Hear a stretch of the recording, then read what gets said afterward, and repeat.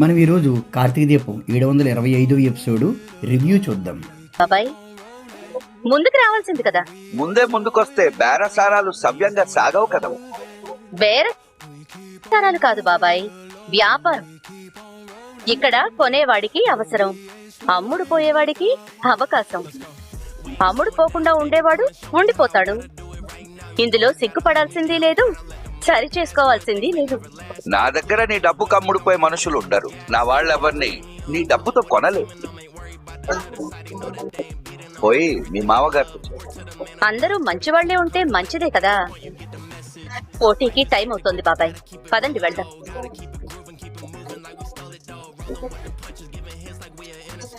మీరంతా ఎప్పుడు వచ్చారు సార్? ఇప్పుడే వచ్చాం బ్రదర్. ఊరికే అలా వెళ్తుంటే నువ్వు కనిపించావు, ఆగాం అంతే. పారు, నీకు క్లారిటీ వచ్చిందా? అందుకే ఈ మనిషిని ఇంటి దగ్గర ఉండమని. పదండి. ఐడియా నీది, తిట్లు నాకు. దీని వల్ల వాడేంటో తెలిసింది కదా. మరి మనం ఎలా గెలుస్తామే? చూద్దాం. ముందైతే పద లోపల రా. అట్లున్నాడు. వంటల పోటీ మొదలవబోతుంది. 2 రెస్టారెంట్లకు సంబంధించిన చెఫ్లు ఇక్కడికి రండి. కిరణ్, మేడం, మీ చెఫ్ ఎక్కడున్నాడు? వస్తాడు. కిరణ్ నువ్వు అక్కడ నిలబడ్డావేంటి? మన టేబుల్ ఇది. తను ఎంచుకున్న చోటే తను నిలబడ్డాడు. దీపా, తను ఎంచుకున్న చోట నిలబడడం ఏంటండి? తను మా షెఫ్. జోష్న రెస్టారెంట్ తరఫున వంట చేయడానికి వచ్చాడు. ఆ మాట నువ్వు కాదు, తను చెప్పాలి. కిరణ్, ఏమైంది నీకు? నాకేం కాలేదు సార్. ఏం కాకపోతే వెళ్ళి అక్కడెందుకు నిలబడ్డావు? నువ్వు ఎవరి తరఫున వచ్చావో తెలుసా? నేను ఇప్పుడు డిఎం రెస్టారెంట్ తరఫున వంటలు చేయడానికి వచ్చాను సార్. రేయ్, ఆటలుగా ఉందా నీకు? డిఎం రెస్టారెంట్ తరఫున వంటలు చేయడానికి రావడం ఏంటి? నిన్ను మా తరఫున కదా వంటలు చేయడానికి తీసుకొచ్చావు. నువ్వు మా ఎంప్లాయీ, నీకు జీతం మేమిస్తున్నాం. 2 గంటల క్రితమే మీ రెస్టారెంట్ లో జాబ్ రిజైన్ చేసి మా రెస్టారెంట్ లో జాయిన్ అయ్యాడు. కావాలంటే కంపెనీ మెయిల్ చెక్ చేసుకోండి. డీటెయిల్స్ అన్ని దాంట్లోనే ఉంటాయి. నువ్వు మరీ ఇంత నీతి లేని మనిషివేంటి దక్షిణమూర్తి? మరీ ఇంత మోసమా? రాత్రికి రాత్రి మా మనుషులు కొనేస్తారా? బాబాయ్, నిజాయితీని నా డబ్బుతో కొనలేనని మీరే చెప్పారు కదా. నా దగ్గర నీ డబ్బు కమ్ముడిపోయే మనుషులు ఉండరు. నా వాళ్ళెవరిని నీ డబ్బుతో కొనలేదు. అది తప్పని నిరూపించానంట. ఏంటమ్మా ఇది? వాళ్ళ షెఫ్ మన రెస్టారెంట్ లో జాయిన్ అవ్వడం ఏంటి? ఆహాహా, తెలియనట్టు నటించినంత మాత్రాన నీ మోసాన్ని ఇక్కడ ఎవరు క్షమించరు దక్షిణమూర్తి. నేను నా కోడలతో మాట్లాడుతున్నాను కదా, కాస్త ఓపికగా ఉండండి. ఎవరిని ఎవరు క్షమించాలో తర్వాత తేల్చుకుందాం. చెప్పమ్మా, శివనారాయణ గారి రెస్టారెంట్ లో షెఫ్ మన కోసం ఎందుకు నిలబడ్డాడు? దీనికి నాకు సమాధానం కావాలి. సారీ మావయ్య గారు, మీకు ముందుగానే చెప్పుండాల్సింది. ఎందుకు చెప్పలేదో నేను చెప్పింది విన్నాక మీకు అర్థమవుతుంది. ఏంటమ్మా అది? నిన్న రాత్రి ఈ షెఫ్ నాకు ఫోన్ చేసి మీ రెస్టారెంట్ లో జాయిన్ అవుతాను మేడం అన్నాడు. మీరు వద్దని చెప్పాలి కదా. ఎందుకు చెప్పాలి? నాకు షెఫ్ అవసరం ఉంది. నా దగ్గర అతనికి అవకాశం ఉంది. ఇంతకు ముందు ఎక్కడ చేసావని అడిగాను. మీ పేరు చెప్పాడు. క్షణం ఆలోచించుకోకుండా తీసుకున్నట్టున్నావు. అన్నీ మాట్లాడి తీసుకున్నానండి. ఆ కంపెనీతో నాకు ఏ అగ్రిమెంటు లేదు. ఏదైనా ప్రాబ్లం ఉంటే అది నేను చూసుకుంటాను మేడం అని చెప్పాడు. మీరు తననే పోటీకి తీసుకొస్తారని నాకేం తెలుసండి? తనైనా చెప్పాలి కదా. అది మీరు నన్ను కాదు, అతన్ని అడగాలి. నన్ను మోసం చేసినోడు ముఖం చూడటానికే ఇష్టపడను. ఇంకా వాడితో నాకేంటి పని? నేను చెప్పానా ఈ మాలని మామూలుది కాదని? దెబ్బ ఆదర్స్ కదా. మనం చేయాల్సిన పని తను చేసింది. కానీ దీనివల్ల దీప చెడ్డవలేదు. నేను చెడ్డదాన్ని చేస్తాగా. మన రెస్టారెంట్ లో ఉన్న బెస్ట్ షెఫ్ ఇతనే. ఏ వంటకం ఎలా వండాలో అన్ని తనతో చెప్పాము. కనీసం అప్పుడైనా నాతో చెప్పుండాల్సింది. చెప్పాల్సింది కాదు, నువ్వు తెలుసుకోవాలి. బాధ్యతలు నీకు అప్పగించిన తర్వాత కూడా ఇంత నిర్లక్ష్యంగా ఉంటే ఎలా దీపా? పారు, ఇక్కడ జరిగేదానికి నువ్వు మాట్లాడేదానికి ఏమైనా సంబంధం ఉందా? నమ్మించి మోసం చేసిన నీలాంటి వాడిని మెడ పట్టుకుని బయటికి గెంటేయాలి. ఎందుకు గెంటుతారు? తప్పు చేశాడు కాబట్టి. ఏం జరిగిందో నా కోడలు చెప్పింది నిజమని వాడి మౌనం చెప్తుంది. కోడలు చేసిన తప్పుకి ఒత్తాసు పలుకుతున్నావా దక్షిణమూర్తి? నా కోడలు తప్పు చేయదు శివనారాయణ. నీ కింద పని చేసేవాళ్ళు నీకు చెప్పకుండా మానేశారంటే నువ్వు వాళ్ళని ఎంత బాగా చూసుకుంటావో అర్థమవుతూనే ఉంది. ఈ మాత్రం దానికి నిజాయితీ నీతి అంటూ గొప్పలు చెప్పడం దేనికి? మీరు చేసింది మాత్రం తప్పేనండి. అవతల వాడి తెలివితేటల్ని మన చేతగానితనంతో పోల్చుకున్నప్పుడు వాడు చేసే పనులన్నీ తప్పులుగానే కనపడతాయి. చేసిన తప్పుని సమర్థించుకోవడంలో నీకు నువ్వే సాటి దక్షిణామూర్తి. వ్యాపారంలో ఇలాంటివన్నీ జరుగుతూనే ఉంటాయండి. ఓడిపోయేవాడు మోసం అంటాడు, గెలిచేవాడు లౌక్యం అంటాడు. ఎవరేమన్నా నిజాయితీగా మాత్రం ఒప్పుకుని తీరాలి. ఇక్కడ 2 రెస్టారెంట్లకి పోటీ జరుగుతోంది. మా షెఫ్ రెడీగా ఉన్నాడు. ఇప్పుడు మీ షెఫ్ రావాలి. వాళ్ళ షెఫ్ ని మీరు తీసుకున్నారు కదండి. నువ్వు వాళ్ళలాగానే మాట్లాడుతున్నావేంటి గౌరీ ప్రసాద్? అంటే పోటీ వాయిదా వేద్దామా అని. పోటీ జరగాలి, అది కూడా ఈ రోజే, ఇప్పుడే జరగాలి. విజేత ఎవరో ఈ రోజే తెలియాలి. టైం స్టార్ట్ అయిందని అనౌన్స్ చేసేశారు, కానీ పోటీదారులకి పోటీలోకి దిగడానికి కావలసిన టైం లేనందున 2 అవకాశాలు ఇస్తారు. 1, పోటీ నుంచి తప్పుకుని డిఎం రెస్టారెంట్ ని విజేతగా ప్రకటించటం. 2, ఒక 10 మినిట్స్ టైం తీసుకుని మరో వ్యక్తిని పిలిపించుకోవటం. ఈ షెఫ్ ని మొదటి నుంచి సిద్ధం చేశాము. ఇప్పటికిప్పుడంటే ఎవరిని తీసుకొస్తాం, వాళ్ళకేం చెప్తాం? అదంతా మీ ఇష్టం. రెస్టారెంట్ అసోసియేషన్ తరఫున మీరు చెప్పండి గౌరీ ప్రసాద్ గారు. అలాగే మేడం. ఎవరూ చెప్పాల్సిన అవసరం లేదు, అర్థమైంది. రెండిట్లో ఏ ఆప్షన్ ఎంచుకుంటారు? శివనారాయణ భయపడి ఎప్పుడు వెనకడుగు వేయడు. మంచిది, మీకు 10 మినిట్స్ టైం ఇస్తున్నాం. ఆలోచించి మీ నిర్ణయం చెప్పండి. గెలుపుని వదిలేస్తారా, గెలుపు కోసం పోరాడతారా? తప్పు చేశానా మావయ్య గారు? నువ్వు తప్పు చెయ్యవు అని వాడి ముందే చెప్పాను కదమ్మా. కానీ షెఫ్ మన రెస్టారెంట్ లో చేరుతున్నాడన్నమాట నాతో ఒక్క మాట చెప్పాల్సిందమ్మా. సారీ మావయ్య గారు, అతను చేరతాడం లేదు. నేనే వాడింటికెళ్ళి కొనేసి డబ్బు ఆశ చూపించి మరీ మన తరపు నిలబడేలా చేశాను. ఇది మీకు తెలీదు, ఎందుకంటే నాకు కావాల్సింది శివనారాయణ పతనం. దానికోసం నేను ఏమైనా చేస్తాను. నువ్వెప్పుడు ఎలా ప్రవర్తిస్తావో అర్థమై చావట్లేదురా. కూల్ డ్రింక్ కావాలా? రే, అక్కడేం జరుగుతుందో తెలుసా? మాలిని గారు మన చెఫ్ని కొనేశారు. దీన్ని మరో యాంగిల్లో చెప్పాలి అంటే వీడే అమ్ముడుపోయాడు. ఈ కాంపిటీషన్ ని ఎలా ముందుకు తీసుకెళ్లాలో అర్థం కాక వాళ్ళంతా టెన్షన్ పడుతున్నారు. టెన్షన్ పడితే సమస్యకి పరిష్కారం దొరుకుతుంది అనుకుంటే నేను చాలా టెన్షన్ పడతాను. బట్ అలా జరగదు కదా. రే, పోటీ మొదలవక ముందే మనం ఓడిపోయాం, అదేనా నీకు అర్థం అవుతుందా? నువ్వు కోరుకున్నట్టే జరుగుతుంది కదా. ఓడిపోవాలని నేనెందుకు అనుకుంటాను? నీ గురించి నాకు తెలుసు. మళ్ళీ ఎందుకు నా దగ్గర నటిస్తావు? నువ్వెందుకు వచ్చావో, నీకేం కావాలో ముందు అది చెప్పు. ఓకే, స్ట్రైట్ గా పాయింట్ వస్తాను. నాకు నీ హెల్ప్ కావాలి. నేనేం చేయాలి? నా సైడ్ ఉండాలి. సైడ్ అంటే? నేను చెప్పింది వినాలి. ఇప్పుడు ఎలాగో వింటున్నాను కదా. ఈ వినడం కాదురా, కాస్త వివరంగా చెప్తావా? సేమ్ ప్రాబ్లం ఫుడ్ ఆర్డర్ విషయంలో కూడా వచ్చింది. అదే మన ఆఫీస్ లో. అది క్రియేట్ చేసింది నువ్వే కదా. కానీ ఇక్కడ షెఫ్ వెళ్ళిపోవడానికి కారణం నేను కాదు కదా. సరే చెప్పు. ఇప్పుడు ఏం చేయాలో అర్థం కాక అందరూ సొల్యూషన్ కోసం ఆలోచిస్తున్నారు. నువ్వు వెళ్ళి సలహా ఇచ్చే సాసు ఏదో ఒకటి చేస్తావు. చెయ్యొద్దంటావా? హెల్ప్ చేయొద్దంటాను. నేనేం వెళ్ళి వంట చేయట్లేదు కదా. నువ్వు ఏదో ఒక రకంగా హెల్ప్ చేస్తావరా, కానీ అది చేయకూడదు. ఇక్కడ ఇలా కూల్ డ్రింక్ తాగుతూ కూర్చోవాలా?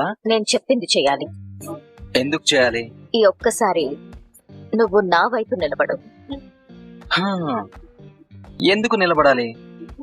నీకేం కావాలన్నా ఇస్తాను. ఆలోచించి మాట్లాడు. నా గురించి నీకు తెలుసు కదా. అందుకే అడుగుతున్నాను. నీ గురించి కూడా నాకు తెలుసు, అందుకే చెప్తున్నాను. నువ్వు నా వైపు నిలబడి నన్ను గెలిపించు. ఎలా గెలిపించాలి? నువ్వు దీపకి హెల్ప్ చేయకపోతే చాలు. చేయకపోతే ఏమవుతుంది? దీప ఓడిపోతుంది. దానివల్ల నీకొచ్చే లాభం? మా తాత దీపని నమ్ముతున్నాడు. ఓడిపోతే ఆ నమ్మకం పోతుంది, అంతే కదా? అంతే. నేను మా వదిన్ని ఓడించలేను. నేను ఓడించమని చెప్పట్లేదు. ఒక్కరోజు నువ్వు నా సైడ్ నిలబడమని చెప్తున్నా. గెలవడం కోసం వాళ్ళు ఏం చేసుకుంటారో చేసుకోదు. నువ్వు వాళ్ళకి సపోర్ట్ చేయకుండా ఉంటే చాలు. సారీ, నేను ఆ పని చేయలేను. చేస్తే నువ్వేం అడిగినా ఇస్తానని చెప్తున్నాను కదా. నువ్వు నన్ను కూడా కొనాలనుకుంటున్నావా? మాలిని ట్రై చేసింది కదా, మళ్ళీ నేను ఎలా అడుగుతాను? నీ సైడ్ ఉండాలి అంటే నన్ను ఏ విధంగా ట్రీట్ చేస్తావు? ఫ్రెండ్ అనుకో. ఇంకా ఒక ఫ్రెండ్ గానే హెల్ప్ అడుగుతున్నాను అనుకో. ప్రతిసారి నాకేదో ఒక హెల్ప్ చేయడానికి ట్రై చేస్తుంటావు కదా. నేనే వచ్చి నిన్ను అడుగుతుంటే ఎందుకు ఆలోచిస్తా? ఈ ఒక్క రోజే కదా నేను అడిగింది. ఓకే బంగారం, నీ అంతటా నువ్వే వచ్చి హెల్ప్ చేయమని అడుగుతుంటే చేయకుండా నేనేలా ఉంటాను? చేస్తాను. ఈ ఒక్క రోజు నేను నీ సైడే ఉంటాను. నేనేం చెప్తే అదే చేయాలి. అది కుదరదు. మరి నా సైడ్ ఉంటాను అనడంలో అర్థం ఏంటి? నేను మా వదిన దీపక్ కాకుండా నీకు సపోర్ట్ గా ఉంటాను. నీకు సపోర్ట్ గా ఉంటాను అంటే నువ్వేం చెప్తే అది చేస్తానని కాదు, నిన్ను సమర్థిస్తాను అంతే. అర్థమైంది. ఈ మాట మీదే ఉంటావు కదా. నేను తొందరపడి ఎవరికి మాట ఇవ్వను. ఇచ్చాను అంటే ఆ మాట మీదే నిలబడతాను. అడగగానే ఒప్పుకున్నందుకు థ్యాంక్స్. నీ కోసం ఏదైనా చేస్తాను బంగారం. దీంట్లో మోసమేం లేదు కదా. నువ్వు నన్ను మోసం చేయనంత వరకు నేను నిన్ను మోసం చేయను. అర్థమైందా? పద వెళ్దాం. నాకు క్లారిటీ. ఏంటది? నువ్వు మీ తాతను ఓడించి మీ అత్తని గెలిపించాలనుకుంటున్నావా? కాదు, నేను గెలవాలనుకుంటున్నాను. రెండు ఒకటే కదా. కానీ ఇద్దరు ఒకటి కాదు. ఒకటి, పోటీ నుంచి తప్పుకుని డిఎం రెస్టారెంట్ ని విజేతగా ప్రకటించటం. రెండు, ఒక 10 minutes టైం తీసుకుని మరో వ్యక్తిని పిలిపించుకోవటం. గెలుపుని వదిలేస్తారా?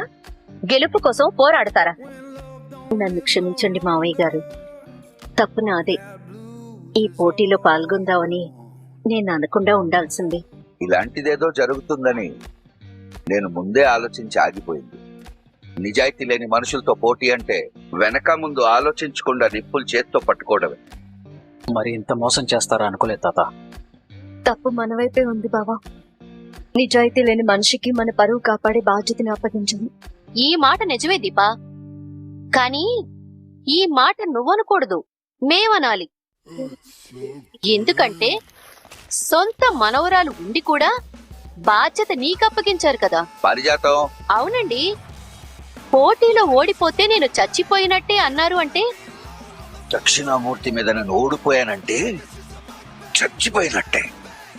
ఈ పోటీ మీకెంత ముఖ్యమో ఈ దీప్ అర్థం చేసుకోవాలి కదా. వాడు అమ్ముడిపోతే మావిడి మీద పడతావండి పారు. మీ గొడవ అపండ్రా. ఇప్పుడు మనకి రెండే దారులున్నాయి. ఒకటి, గెలుపు వాళ్ళకి వదిలేసి వెళ్ళిపోవాలి. రెండు, పోటీకి దిగాలి. వదిలేసిపోయే ప్రసక్తే లేదత్తా. మరి ఎలా గెలుస్తాం? ఎలా గెలుస్తామో సీఈఓ గారిని అడగండి. ఎక్కడైనా ఆప్షన్ గా 2 3 పెట్టుకుంటారు, కానీ మేడం గారు ఒకే ఒక్కరిని పెట్టారు. ఓడిపోతే పోయేదే ఉంది, అందుకే ధీమాగా ఉంది. మీరు కాస్త ఆగుతారా? పోనీ ఏం చేయాలో నువ్వు చెప్పు బావా. ఓడిపోయామని ఒప్పుకోవడం తప్ప ఈ పోటీలో నిలబడి గెలిచే దారేదన్నా ఉందా? వాడు మామూలుడు కాదు, మా రెస్టారెంట్ లో బెస్ట్ చెఫ్. వాడు వంట చేస్తే మనం ఖచ్చితంగా గెలుస్తామని దీప వాణ్ణి సెలెక్ట్ చేసింది. ఏం వంటలు చేయాలో ముందుగా ప్రాక్టీస్ చేయించింది. ఇప్పుడు వాడెళ్ళి అటు నిలబడ్డాడు. పోనీ వేరే రెస్టారెంట్ లో వంటకాలు చేసే వాళ్ళు ఎవరినైనా పిలిస్తే? అంతగా పోటీ చేసి గెలిచే వాళ్ళు ఎవరైనా ఉంటే వాళ్లే పోటీ చేసేవారు కదా పారిజాతం. అంటే దక్షిణామూర్తి మీద మీరు ఓడిపోయినట్టేనా? దక్షిణామూర్తి ముందు మీరు తల దించుకున్నట్టేనా? తాతయ్య గారు ఓడిపోరు. ఎవరి ముందు తలదించుకోవాల్సిన అవసరం లేదు. తాతయ్య గారు ఓడిపోరు, కుటుంబం అంతా ఓడిపోయినట్టే. పారు, అన్ని నువ్వే మాట్లాడితే ఎలా? మనం గెలవాలంటే మనకు మంచి షెఫ్ కావాలి. ఉన్నారు బ్రదర్. ఎక్కడ? ఇక్కడే. ఎవరు? మేడం జ్యోత్స్న గారు. మేడం జ్యోత్స్న గారే తాతగారి పరువు నిలబెడతారు. అవును జ్యోత్స్న గారు, మీరే మీ ఫ్యామిలీ పరువు నిలబెట్టాలి. అయ్యో, దానికి కాఫీ పెట్టడమే సరిగా రాదే. అవసరమే అన్ని నేర్పిస్తుందండి. ఒరే నాయనా, పోటీ 5 నెలల తర్వాత కాదు, 5 నిమిషాల తర్వాతే. అయినా పర్వాలేదు, జ్యోత్స్న గారే వంట చేస్తారు, తాతగారిని గెలిపిస్తారు. బ్రదర్, నువ్వేం మాట్లాడుతున్నావు అర్థమవుతుందా? జోస్న చేత వంట చేయించడం కంటే ఓడిపోతామని ఒప్పుకోవడం బెటర్. లేదు బ్రదర్, జ్యోత్స్న గారు వంట చేస్తారు. వీడేంటి నన్ను ఇలా ఇరికించాడు? సపోర్ట్ చేయరా అంటే వంట చేయమంటాడేంటి? దీన్ని అందరిలో బకరాని చేయడానికే వీడు చేయమంటున్నాడు. సూరజ్, జ్యోత్స్న గురించి నీకేం తెలీదు. తను వంట చేయలేదు. అవన్నీ నేను చూసుకుంటాను కదండి. మీరు పోటీల దగ్గరికి వెళ్ళండి. మా అమ్మాయికి ఏమీ రాదు బాబు. నన్ను మీరు నమ్ముతున్నారా లేదా? నమ్ముతున్నాను. దీప గారు మీరు? నమ్ముతున్నాను. నా దగ్గర ఒక ప్లాన్ ఉంది, మీరు వెళ్ళండి. మేం పోటీకి రెడీ అని కూడా చెప్పండి. నేను జ్యోత్స్న గారిని తీసుకొస్తాను. ప్లీజ్, మీకెవరికి నా మీద నమ్మకం ఉన్నా నాకు ఈ అవకాశం ఇవ్వండి. బ్రదర్ ప్లీజ్, నువ్వైనా నమ్ము. మనల్ని మనం నమ్ముకోవడం తప్ప వేరే ఆప్షన్ లేదు బ్రదర్. ఏం జరిగినా కంపెనీ సీఈఓగా దీప తలదించుకోవాలి, చైర్మన్గా మా తాత తలదించుకోవాలి. ఎవ్వరూ తలదించుకోరు. మీరు వెళ్ళండి ప్లీజ్. తాత పెడదాం పద. ప్లాన్ ఏంటో తెలియకుండా వంటరాని మనిషితో పోటీకి ఎలా వెళ్తావురా? సూరజ్ నమ్మకంగా చెప్తున్నాడంటే మనం నమ్ముదాం తాతయ్య గారు. సరే సూరి, నేను ఒకడిని నమ్మాను, వాడు మోసం చేశాడు. నిన్ను నమ్ముతున్నాను, ఏం చేస్తావో చూస్తాను. పదండి వెళ్దాం. అయ్యో ఒరే కొండముచ్చాడా, నా మనోరాని పరువు తీయడని కాకపోతే నువ్వెందుకురా మధ్యలో దూరడం? కార్కి బ్రేకులు తీసింది మీరే అని నాకు తెలుసు. ఈ వీడియోపై మీ అభిప్రాయాన్ని కామెంట్ సెక్షన్లో తెలియజేయండి. మీరు ఇప్పటివరకు మన ఛానల్ సబ్స్క్రైబ్ చేసుకోకపోతే వెంటనే సబ్స్క్రైబ్ చేసుకొని బెల్ ఐకాన్ ఆన్లో పెట్టుకోండి. అప్పుడే మేము వీడియో పెట్టిన వెంటనే మీకు నోటిఫికేషన్ వస్తుంది.